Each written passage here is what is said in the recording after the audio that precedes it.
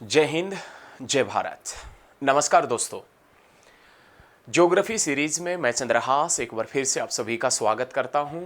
Geography भूगोल के अंदर हम बहुत ही शानदार तरीके से टॉपिकों का अध्ययन कर रहे थे। बहुत ही शानदार तरीके से ये आपका बैच चल रहा है। दोस्तों, आज इस वीडियो के अंदर हम बहुत ही अच्छे टॉपिकों का अध्ययन करेंगे।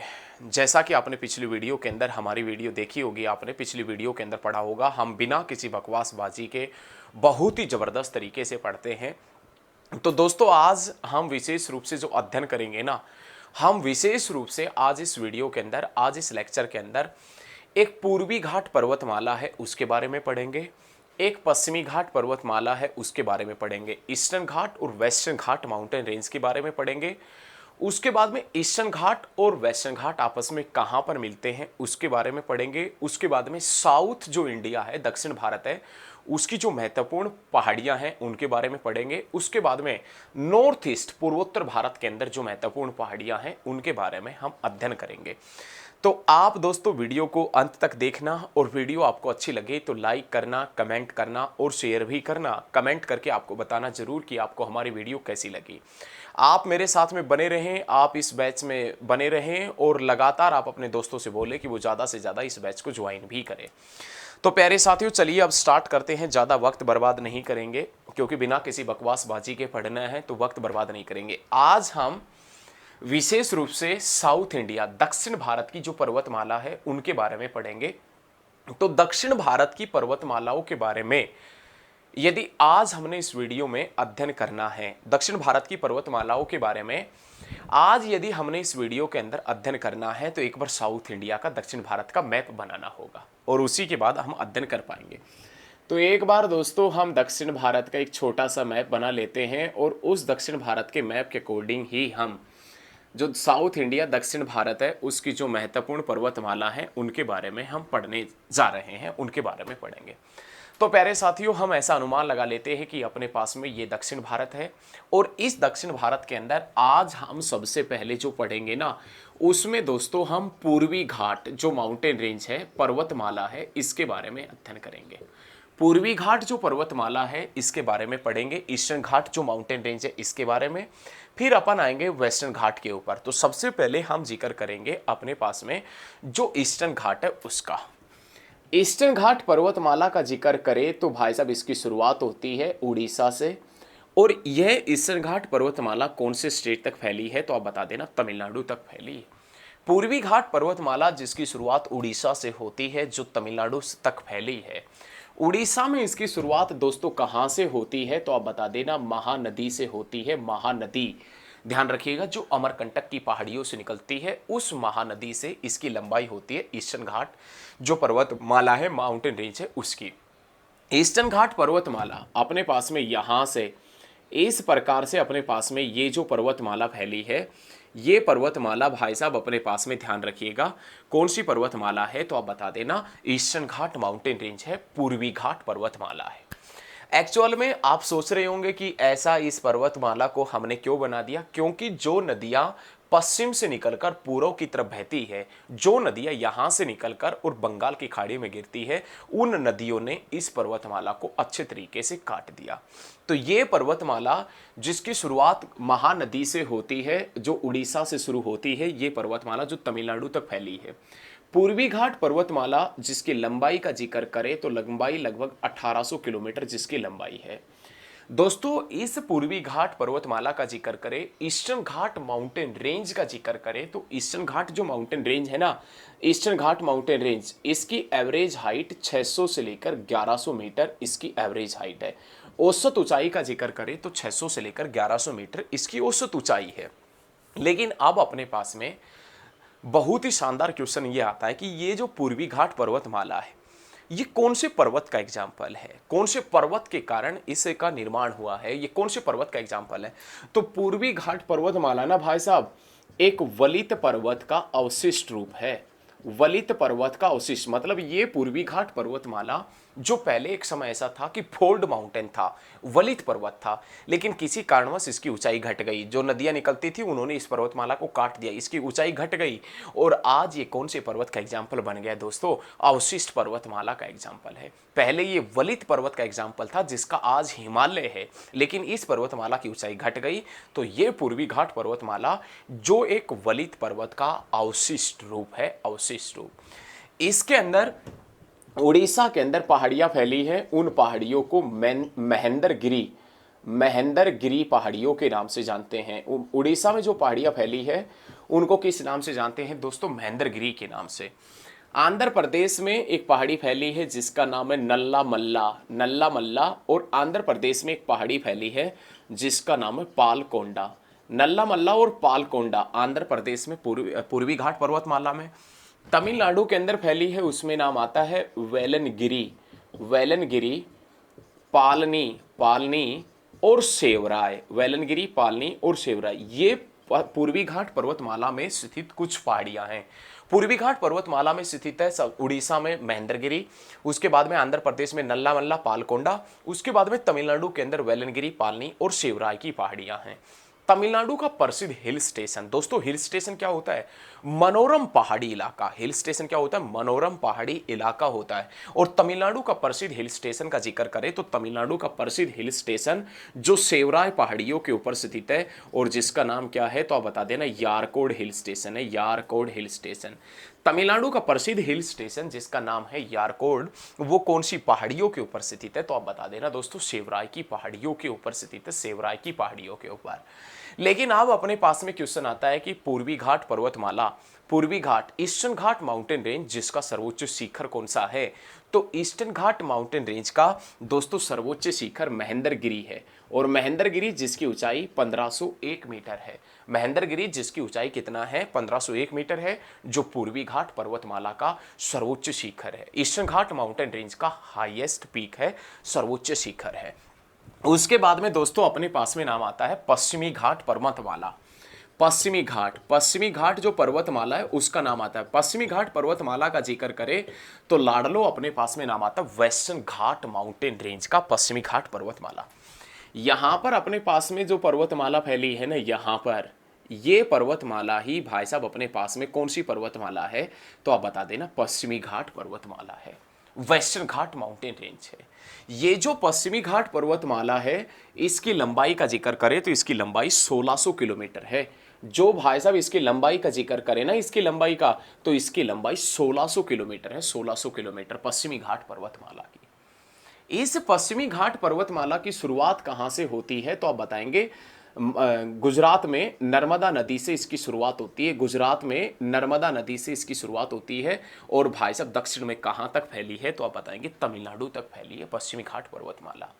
लेकिन अब अपने पास में सबसे शानदार, सबसे बेहतरीन क्वेश्चन यह उठता है कि ये जो पश्चिमी घाट पर्वतमाला है, ये जो पश्चिमी घाट पर्वतमाला है, इसका निर्माण ही कैसे हुआ है? या पश्चिमी घाट पर्वतमाला कौन से पर्वत का एग्जाम्पल है, कौन से पर्वत का उदाहरण है? तो पश्चिमी घाट पर्वतमाला दोस्तों, पश्चिमी घाट पर्वतमाला का निर्माण अरब सागर के नीचे की तरफ धंसने के कारण हुआ है। आपसे क्वेश्चन पूछे कि पश्चिमी घाट पर्वतमाला कैसे बनी है, वेस्टर्न घाट माउंटेन रेंज का निर्माण कैसे हुआ है, तो अरेबियन सी के नीचे की तरफ, अरब सागर के नीचे की तरफ धंसने के कारण पश्चिमी घाट पर्वतमाला का निर्माण हुआ है। पश्चिमी घाट पर्वतमाला जिसकी लंबाई 1600 किलोमीटर है, और पश्चिमी घाट पर्वतमाला दोस्तों जिसकी शुरुआत गुजरात में नर्मदा नदी से होती है और तमिलनाडु तक फैली है। ये पश्चिमी घाट पर्वतमाला जिसकी औसत ऊंचाई का जिक्र करें ना, इसकी औसत ऊंचाई आपसे पूछे तो पश्चिमी घाट पर्वतमाला की औसत ऊंचाई 1100 से 1300 मीटर है। 1100 से 1300 मीटर इस पश्चिमी घाट पर्वतमाला की औसत ऊंचाई भी है। लेकिन यहाँ पर पश्चिमी घाट पर्वतमाला का एक बड़ा ही शानदार पॉइंट आता है, बड़ा ही जबरदस्त पॉइंट आता है कि ये जो वेस्टर्न घाट माउंटेन रेंज है, ये जो पश्चिमी घाट पर्वतमाला है दोस्तों, इस पश्चिमी घाट पर्वतमाला को संस्कृत में सहाद्री के नाम से भी जानते हैं, सहाद्री के नाम से। पश्चिमी घाट माउंटेन जो रेंज है इसका दूसरा नाम क्या है, या अन्य इसको किस नाम से जाना जाता है? तो आप बता देना, इसको सह्याद्री के नाम से भी जानते हैं। पश्चिमी घाट पर्वतमाला का दूसरा नाम, या पश्चिमी घाट पर्वतमाला को अन्य किस नाम से जानते हैं? तो आप बता देना, इसे सह्याद्री के नाम से भी जानते हैं, सह्याद्री के नाम से। कौन सी पर्वतमाला को? तो आप बताएंगे पश्चिमी घाट पर्वतमाला को सह्याद्री के नाम से भी जानते हैं। लेकिन ये सह्याद्री अथवा ये पश्चिमी घाट पर्वतमाला दो हिस्सों के अंदर बटी हुई है। ये सह्याद्री अथवा पश्चिमी घाट पर्वतमाला दो हिस्सों के अंदर बटी हुई है। एक नॉर्थन सह्याद्री, उत्तरी सह्याद्री, एक अपने पास में नाम आता है दक्षिणी सह्याद्री। सह्याद्री पर्वतमाला या पश्चिमी घाट पर्वतमाला दो हिस्सों में बटी है, एक उत्तरी सह्याद्री, एक दक्षिणी सह्याद्री। उत्तरी सह्याद्री और दक्षिणी सह्याद्री कौन से चैनल के माध्यम से अलग होती है? तो आप बता देना भाई साहब, 16 डिग्री चैनल के माध्यम से। अरे उत्तरी सह्याद्री दक्षिणी सह्याद्री से, नॉर्थन सह्याद्री साउथर्न सह्याद्री से कौन से चैनल के माध्यम से अलग होती है? 16 डिग्री चैनल के माध्यम से। और 16 डिग्री चैनल भाई साहब कहां से गुजरता है? गोवा से गुजरता है। तो गोवा में उत्तरी सह्याद्री और दक्षिणी सह्याद्री अलग होती है। गोवा जिसकी राजधानी तो आपको पता ही होगी, गोवा जिसकी राजधानी पणजी है, और वो पणजी जो मांडवी रिवर के किनारे स्थित है, वो पणजी जो मांडवी नदी के किनारे स्थित है। तो भाई उत्तरी सह्याद्री और दक्षिणी सह्याद्री 2 पार्ट्स में डिवाइड है, दो हिस्सों के अंदर बटी हुई है। और गोवा में 16 डिग्री चैनल इनको बांटता है। और गोवा जिसकी राजधानी पणजी है, और पणजी मांडवी नदी के ऊपर है, और मांडवी नदी को ही गोवा की लाइफ लाइन के नाम से जानते हैं, गोवा की जीवन रेखा के नाम से मांडवी नदी को ही जानते हैं। तो ये चीजें आप ध्यान रखिएगा, उत्तरी सह्याद्री और दक्षिणी सह्याद्री दो हिस्सों के अंदर पश्चिमी घाट पर्वतमाला बटी है। तो उत्तरी सह्याद्री का, नॉर्थन सह्याद्री का सर्वोच्च शिखर यदि पूछे आपसे, ये पूछे कि उत्तरी सह्याद्री का सर्वोच्च शिखर कौन सा है, तो उत्तरी सह्याद्री का सर्वोच्च शिखर दोस्तों कालसुबाई है। कालसुबाई। और कालसुबाई कहाँ है? तो महाराष्ट्र में पड़ता है। और इसकी ऊंचाई कितना है? तो आप बता देना, 1646 मीटर इसकी ऊंचाई है। उत्तरी सह्याद्री, नॉर्थन सह्याद्री का सर्वोच्च शिखर पूछे तो कालसुबाई कहाँ है? महाराष्ट्र में। और इसका ऊंचाई कितना है? 1646 मीटर है। उत्तरी सह्याद्री, नॉर्थन सह्याद्री का दूसरा सर्वोच्च शिखर पूछे ना, तो महाबलेश्वर है, महाबलेश्वर। और उसी महाबलेश्वर के पास से दक्षिण भारत की, साउथ इंडिया की सेकंड बिगेस्ट रिवर निकलती है। उत्तरी सह्याद्री, नॉर्थन सह्याद्री का फर्स्ट जो हाईएस्ट पीक है, पहला जो सर्वोच्च शिखर है वो कालसुबाई है, महाराष्ट्र में 1646 मीटर। लेकिन उत्तरी सह्याद्री का सेकंड हाईएस्ट पीक पूछे, दूसरा सर्वोच्च शिखर पूछे, तो महाबलेश्वर है, महाबलेश्वर जो महाराष्ट्र में पड़ता है, जहां से कृष्णा नदी निकलती है। लेकिन प्यारे साथियों, दक्षिणी सह्याद्री का सर्वोच्च शिखर पूछ ले तो दक्षिणी सह्याद्री का सर्वोच्च शिखर कुद्रेमुख है। कुद्रेमुख ये दक्षिणी सह्याद्री का सर्वोच्च शिखर है। और कुद्रेमुख जो दक्षिणी सह्याद्री का सर्वोच्च शिखर है, इसका ऊंचाई कितना है? तो 1892 मीटर इसकी ऊंचाई है। दक्षिणी सह्याद्री का सर्वोच्च शिखर पूछे तो आप बता देना, कुद्रेमुख दक्षिणी सह्याद्री का सर्वोच्च शिखर है, जिसका ऊंचाई 1892 मीटर है। उत्तरी सह्याद्री का सर्वोच्च शिखर पूछे तो कालसुबाई है, जो महाराष्ट्र में है, जिसकी ऊंचाई 1646 मीटर है। ये चीजें आप ध्यान रखिएगा। दक्षिणी सह्याद्री का दूसरा सर्वोच्च शिखर पूछे ना, सेकंड हाईएस्ट पीक पूछे दक्षिणी सह्याद्री का, तो दक्षिणी सह्याद्री का दूसरा सर्वोच्च शिखर पूछा जाए तो पुष्पगिरी बता देना, पुष्पगिरी। और पुष्पगिरी भी कहाँ है? तो आप बताएंगे कर्नाटक के अंदर है, पुष्पगिरी कर्नाटक में। और यहां पर भाई साहब दूसरा सर्वोच्च शिखर पूछे तो महाबलेश्वर, उत्तरी सह्याद्री का। अब अपने पास में दोस्तों एक बहुत ही शानदार क्वेश्चन आता है, बहुत ही जबरदस्त। देखो आप नीचे देख रहे होंगे, पूर्वी घाट और पश्चिमी घाट जो पर्वतमाला है वो आपस में मिली हुई है। और कोई ना कोई व्यक्ति अपने जीवन में या कोई ना कोई स्थान अपने जीवन में आपस में मिलते जरूर हैं, क्योंकि ये प्रकृति का नियम है।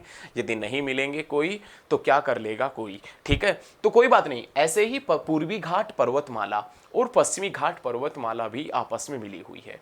और पूर्वी घाट और पश्चिमी घाट जो माउंटेन रेंज है, इनका मिलन स्थल, एक बार मैं बोर्ड को साफ कर रहा हूं थोड़ा सा ना, एक बार थोड़ा सा साफ कर रहा हूं। ये चीजें आपने नहीं लिखी है तो वीडियो को आप बैक करके लिख लीजिए, बहुत ही शानदार तरीके से पढ़ेंगे। अब पूर्वी घाट और पश्चिमी घाट पर्वतमाला का जिक्र हमने कर लिया है, लेकिन अब हम पढ़ेंगे कि जो पूर्वी घाट और पश्चिमी घाट का मिलन स्थल है ना, मिलन स्थल किस नाम से जाना जाता है? नीलगिरी की पहाड़ियों के नाम से जाना जाता है, नीलगिरी की पहाड़ी। या आपसे हम कह दें भाई साहब कि पूर्वी घाट और पश्चिमी घाट का मिलन स्थल कौन सी पहाड़ियां हैं? तो नीलगिरी की पहाड़ियां। पूर्वी घाट और पश्चिमी घाट का जो मिलन स्थल है, मीटिंग पॉइंट है, वो कौन सा है? नीलगिरी की पहाड़ियां। भाई नीलगिरी की पहाड़ियां कौन कौन से राज्यों के अंदर फैली है? तो नीलगिरी की पहाड़ियां फैली है भाई साहब केरल में, नीलगिरी की पहाड़ियां फैली है कर्नाटक में, और नीलगिरी की पहाड़ियां फैली है भाई साहब तमिलनाडु के अंदर। 3 स्टेटों के अंदर नीलगिरी की पहाड़ियां फैली है। जो दक्षिण भारत के 3 स्टेट है उसके अंदर, एक केरल, एक कर्नाटक, एक तमिलनाडु के अंदर। और नीलगिरी की पहाड़ियों के ऊपर ही आकर मिलता है पूर्वी घाट पर्वतमाला और पश्चिमी घाट पर्वतमाला।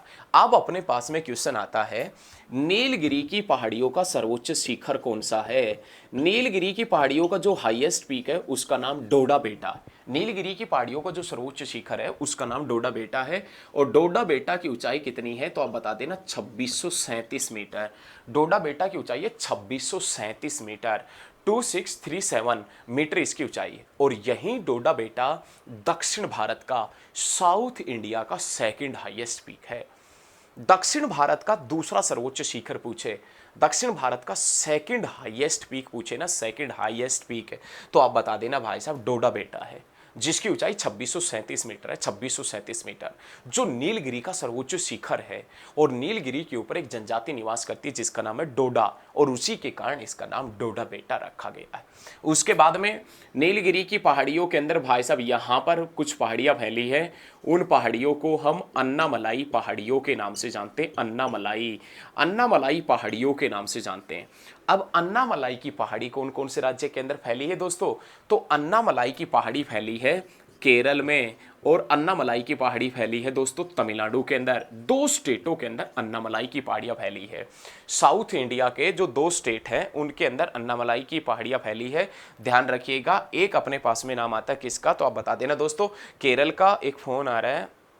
और एक अपने पास में नाम आता है भाई साहब किसका? तो आप बता देना तमिलनाडु का। 2 स्टेटों के अंदर अन्नामलाई की पहाड़ियां फैली है, केरल में और तमिलनाडु के अंदर फैली। 1 मिनट रुके भैया, एक कॉल आ रहा है।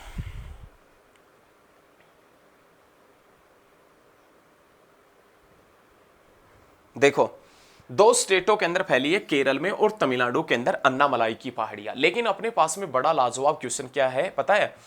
अन्नामलाई की पहाड़ियों का सर्वोच्च शिखर कौन सा है? अन्नामलाई की पहाड़ियों का सर्वोच्च शिखर का जिक्र करें ना दोस्तों, तो अन्नाई मुदी ये अन्नामलाई की पहाड़ियों का सर्वोच्च शिखर है। लेकिन इसकी ऊंचाई कितना है? 2695 मीटर है, 2695। और दक्षिण भारत का, साउथ इंडिया का जो हाईएस्ट पीक है ना, दक्षिण भारत का जो सर्वोच्च शिखर है वो अन्नाई मुदी है, अन्नाई मुदी, ध्यान रखिएगा, जिसकी ऊंचाई 2695 मीटर है। लेकिन अन्नाई मुदी कौन सी पहाड़ियों के ऊपर स्थित है? अन्नामलाई की पहाड़ी। लेकिन अब अपने पास में दोस्तों शानदार क्वेश्चन ये आता है कि अन्नाई मुदी कौन से स्टेट में है? क्योंकि अन्नामलाई की पहाड़ी तो केरल और तमिलनाडु में फैली है। तो भाई साहब अन्नाई मुदी कौन से स्टेट में है? तो आप बता देना केरल के अंदर पड़ता है, केरल में अन्नाई मुदी, और जो दक्षिण भारत का सर्वोच्च शिखर है।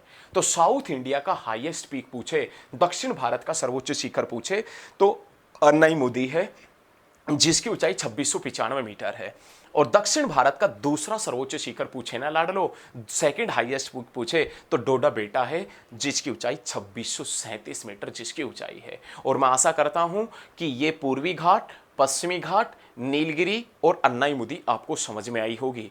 अब हम जो पूर्वोत्तर भारत है, अपना उत्तर पूर्वी भारत है, उसके अंदर जो पहाड़ियां पड़ती है उन पहाड़ियों का जिक्र करेंगे। तो याद रखिए, बहुत अच्छे तरीके से याद रखना है, बहुत शानदार तरीके से याद रखना है, ठीक है। उसके बाद में हम जिक्र करेंगे अपने पूर्वी घाट का, सॉरी जो पूर्वोत्तर भारत है उसका।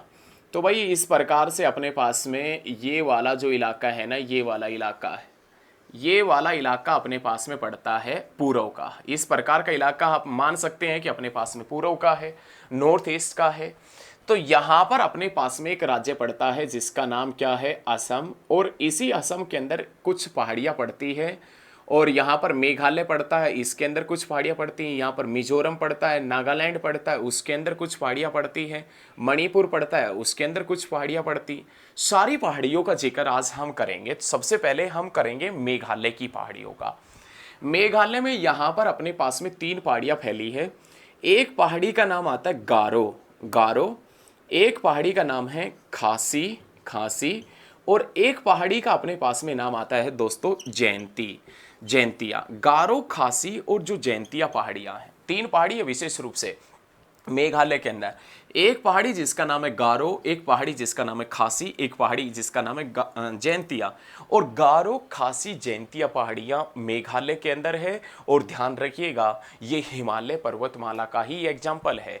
लेकिन पूरे विश्व में सबसे ज़्यादा वर्षा कौन सी पहाड़ी के ऊपर होती है? तो खासी पहाड़ी के ऊपर। और कौन से स्थान के ऊपर होती है? तो मासिन राम में, मासिन राम में। और कितना सेंटीमीटर होती है? 1100 सेंटीमीटर होती है भैया, 1100 सेंटीमीटर। पूरे वर्ल्ड के अंदर सबसे ज़्यादा वर्षा ना, सबसे ज़्यादा वर्षा मासिन राम में होती है, 1100 सेंटीमीटर होती है। मासिन राम जो खासी पहाड़ी के ऊपर स्थित है, खासी पहाड़ी के ऊपर स्थित है। उसके बाद में अपने पास में नाम आता है भाई साहब मणिपुर का। इस मणिपुर के अंदर, इस मणिपुर के, नागालैंड, मणिपुर का और मिजोरम का जिक्र करें तो इस मणिपुर में अपने पास में लेमाटोल पहाड़ियाँ पड़ती, लेमाटोल, लेमाटोल पहाड़ियाँ पड़ती है कहाँ पर? तो आप बता देना दोस्तों। लेमाटोल पहाड़ियाँ पड़ती है मणिपुर के अंदर। इस नागालैंड के अंदर अपने पास में कुछ पहाड़ियाँ पड़ती है, उन पहाड़ियों को नागा हिल्स के नाम से जानते हैं। और इस मिजोरम के अंदर अपने पहाड़ियाँ पड़ती हैं, उनको हम मिज्जो हिल्स के नाम से जानते हैं, मिज्जो हिल्स के नाम से, ध्यान रखिएगा। उसके बाद में यहाँ पर अपने पास में एक पहाड़ी पड़ती है मिरी हिल्स, मिरी हिल्स असम के अंदर। उसके बाद में अबोर हिल्स, अबोर हिल्स असम के अंदर। उसके बाद में डाफला हिल्स, डाफला हिल्स कहाँ पर है? तो आप बता देना, असम के अंदर। और यहीं पर अपने पास में असम में पड़ती है मिसमी हिल्स। तो ध्यान रखिएगा साथियों, Miri hills, Abor hills, Dafla hills और मिसमी हिल्स, ये सारी पहाड़ियाँ कहाँ पर पड़ती है? तो आप बताएंगे दोस्तों, असम के अंदर, असम के अंदर पहाड़ियाँ पड़ती है, मिरी, अबोर और डाफला और मिसमी, असम के अंदर। और प्यारे साथियों, यहीं पर अपने अरुणाचल प्रदेश में पहाड़ियाँ पड़ती है पटकाई, पटकाई बूम पहाड़ियाँ, पटकाई बूम पहाड़ियाँ अरुणाचल प्रदेश में। बहुत शानदार क्वेश्चन है दोस्तों।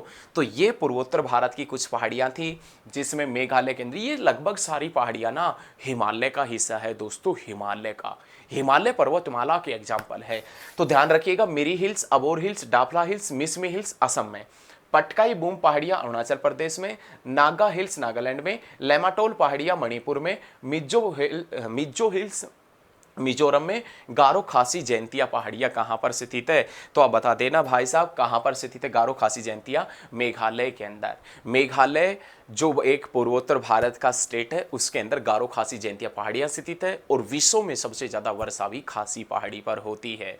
तो साथियों, मेरे द्वारा दी गई जानकारी आपको इस वीडियो में अच्छी लगी हो ना, तो इस वीडियो को आप ज़्यादा से ज़्यादा शेयर करना। आप अपने दोस्तों से बोलना कि वो हमारे साथ में जुड़े और स्पेशल ज्योग्राफी का ये बैच ज्वाइन करें। आप अपने दोस्तों से बोले कि वो हमारे साथ में जुड़े, क्योंकि बहुत ही शानदार तरीके से हम ज्योग्राफी पढ़ने वाले हैं। तो आप वीडियो को लाइक भी करना, कमेंट भी करना और शेयर भी करना, और ज़्यादा से ज़्यादा शेयर करना इसको। और आप अपने दोस्तों से बोलो कि वो हमारे साथ में ज़रूर जुड़े, ज़्यादा से ज़्यादा शेयर करें, ठीक है, हमारे बैचेस को ज्वाइन करें आप। तो दोस्तों, आज की इस वीडियो में हम इतना ही करेंगे, इतना ही पढ़ेंगे। आज के लिए इतना ही। जय हिंद, जय भारत।